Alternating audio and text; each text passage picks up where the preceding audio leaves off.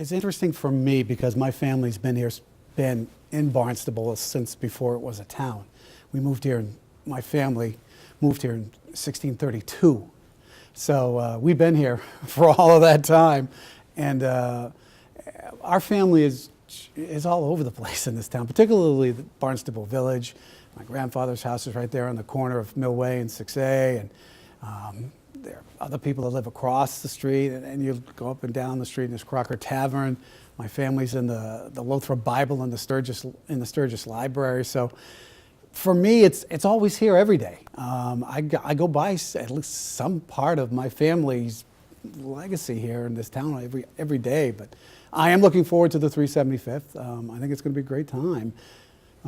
It's just it's something that for me happens every day.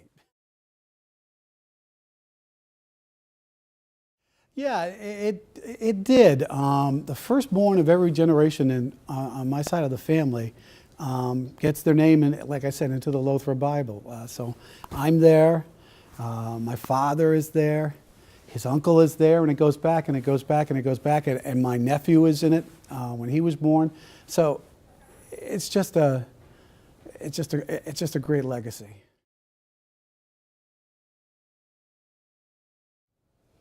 I think we have a good sense of community here. I'm not saying other towns on the Cape don't, but I think we have a great sense of community here.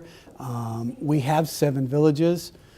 They're separate, but I think every little part of the village, every little part of the town may be a little bit different from the other. Centerville's different from Comaquid, and Barnstable's different from West Barnstable, but there is overall a sense of community that we belong to the same town.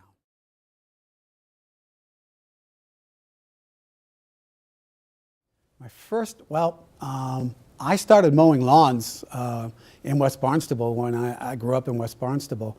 I grew up in my grandfather's grocery store. There was a house attached to the grocery store. It's now the Pastiche right on the corner of Parker Road and Route 6A in West Barnstable. So I think I was around 11 at the time.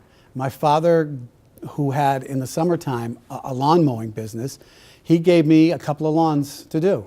He said, "Here, I'm going to give these to you. You start your own business." So I think I was 11 years old, and I started mowing these lawns with his lawnmower and his gas and his oil and all that sort of stuff.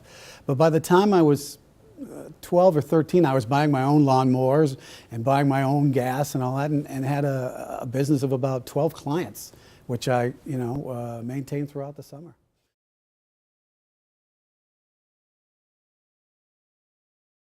No, I've left and come back 3 or 4 times. I left in 1978 to go to college. I went up to the University of Maine, and I came back shortly after I graduated for a job that actually one of the strangest things ever happened in my life. I was hired on a Friday, started packing up, and by the time I got here, first day on Monday, it's the strangest thing. The owner of the radio station where I worked died over the weekend. There was a hiring freeze. So I walk into the building on Monday expecting to have a job, and sorry, there's a hiring freeze. We can't hire you. Well, that's great. I just packed up everything in Maine and came down here for this job. You couldn't have called. I left in 1986 for another job in radio on the South Shore, and I came back in 1990, and I'm back now to stay.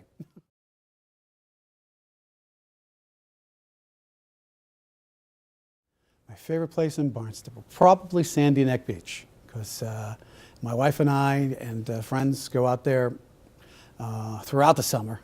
We take my truck out onto the beach and set up there and spend the day out there.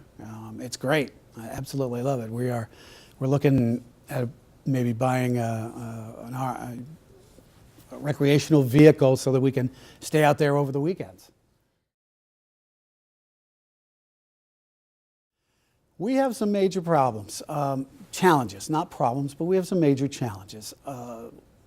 Wastewater taking care of, we have a sole source aquifer on the Cape, and we don't bring in any water from anywhere else. The water we have is the water that's below our feet. We need to make sure that that's quality, pure drinking water for people. What goes hand in hand with that as well is our wastewater problems. We need to be taking care of that situation. That's going to be a very difficult situation for a town our size, but it's something that we are going to have to tackle very soon.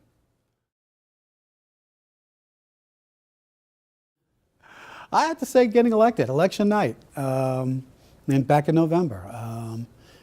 I was out at my Precinct 6 polling place. I was out there from 5:30 till quarter of 8, just shaking hands and waving at people and standing out there.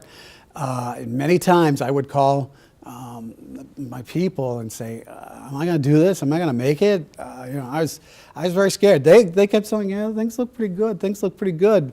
But they had to pull me in off the ledge a couple of times. I'm not a person that rattles easily or scares easily, but I was very, very concerned that this was not going to happen.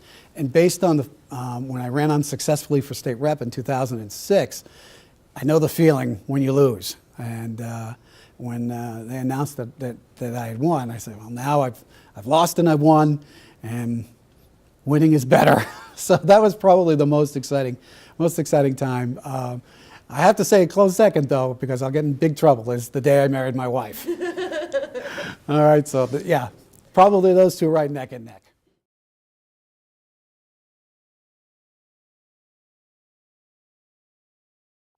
History. I go back to that. I go back to that a lot. I'm a big history buff, and sometimes they say generationally, the firstborn of every generation seems to be the one that has the most tie to history. And I would like the people 375 years from now to be able to look back and say, well, in 2014, this is what was going on. They were making positive steps. They were doing positive things to preserve the town so that we could be here again in another 375 years. So for me, it's all looking forward and looking back as far as history is concerned.